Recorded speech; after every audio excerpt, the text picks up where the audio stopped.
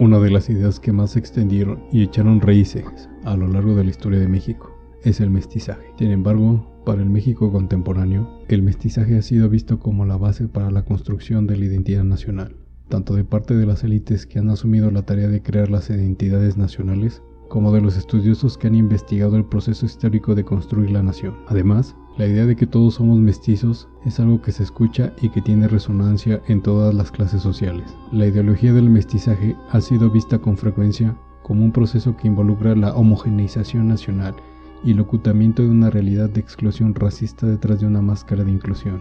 Esta estrategia ideológica nacionalista trata de invisibilizar la violencia y el sometimiento de los españoles ejercida sobre los nativos mexicanos, que dio como resultado la mezcla de ambas sociedades. En la actualidad, esta idea de barbarismo y salvajismo por parte de los europeos para muchos sigue siendo inimaginable e inaceptable, y en su lugar se acepta la idea de una mezcla armoniosa, amorosa y amistosa, que dio como resultado un México mestizo.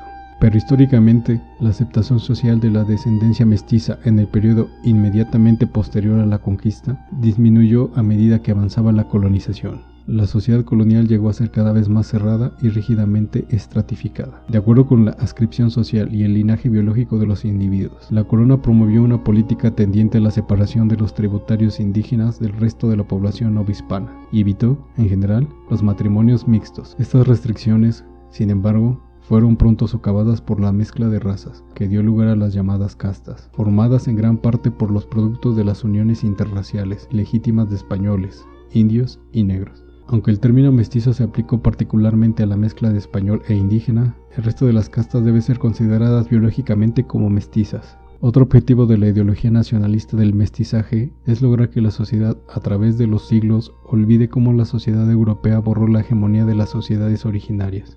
Estudios históricos sobre demografía en México antes y después de la conquista señalan que hacer un cálculo exacto representa una tarea muy difícil. Uno de los estudios sobre este tema que más controversia causó data del año de 1948, escrito por Sherman Cook y Leslie B. Simpson, quienes documentaban que en 1519, 2 años antes de la caída de Tenochtitlan, solo en el área central de México habitaban 11 millones de seres humanos, y que en esa misma zona, para 1793, habitaban 3.700.000 seres humanos. Pero lo increíble es que ese número corresponde al total de la población. Eso quiere decir que eran tanto españoles como mestizos e indígenas. Otros estudios que buscan rebatir el estudio de Cook y Simpson señalan que solo en la región del centro de México, antes de la conquista, la población originaria era alrededor de 22 millones de seres humanos, y que para antes de 1800 la población indígena era menor a medio millón. Dentro de las principales razones que significaron la disminución de la población fueron las enfermedades, el genocidio, la migración, entendiéndose como resultado del despojo y posterior desplazamiento de comunidades enteras, y como última razón, el suicidio colectivo. Cuando los españoles colonizaron, las condiciones cambiaron radicalmente para los pueblos indígenas de la zona. Implementaron políticas económicas, culturales y demográficas que devastaron no solo a los pueblos nativos, sino que también al ambiente natural donde vivían. La insistencia de las autoridades españolas a que la gente se concentrara en centros poblacionales conocidos como encomiendas, donde la enfermedad y la explotación aceleraron aún más el colapso demográfico. Cientos de miles fueron acabados por enfermedad y prácticas laborales abusivas, principalmente en el campo y las minas.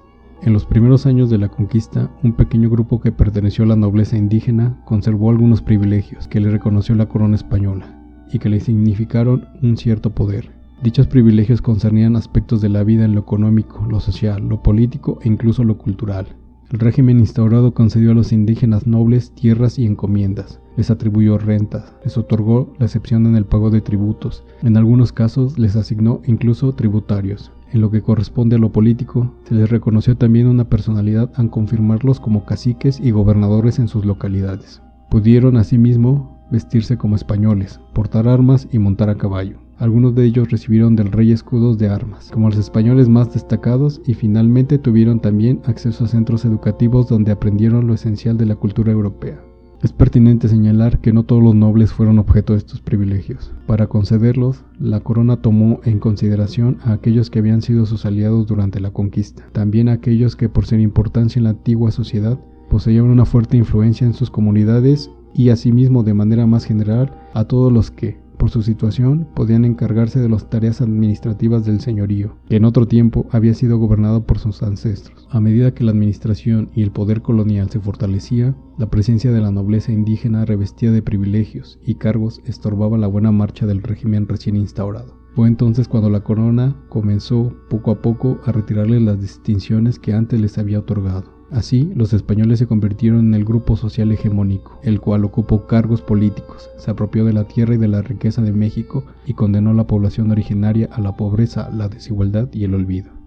En la actualidad en México hay 16.933.283 indígenas, que representan el 15,1% de la población total. La pobreza afecta a 7 de cada 10 indígenas en el país, y 3 de cada 10 indígenas son víctimas de la pobreza extrema. En México no todos los pobres son indígenas, pero prácticamente todos los indígenas son pobres. La principal carencia que enfrentan los pueblos originarios es el acceso a la seguridad social, en un 78,2%.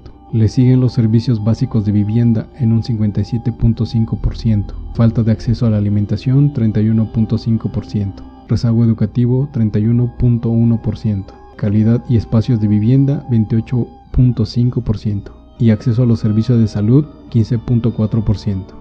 La UNAM afirma que solo el 1% de la matrícula universitaria de todo el país corresponde a estudiantes de origen indígena. Para el año 2012, el despojo al territorio de pueblos originarios representaba el 17% solo para la explotación minera.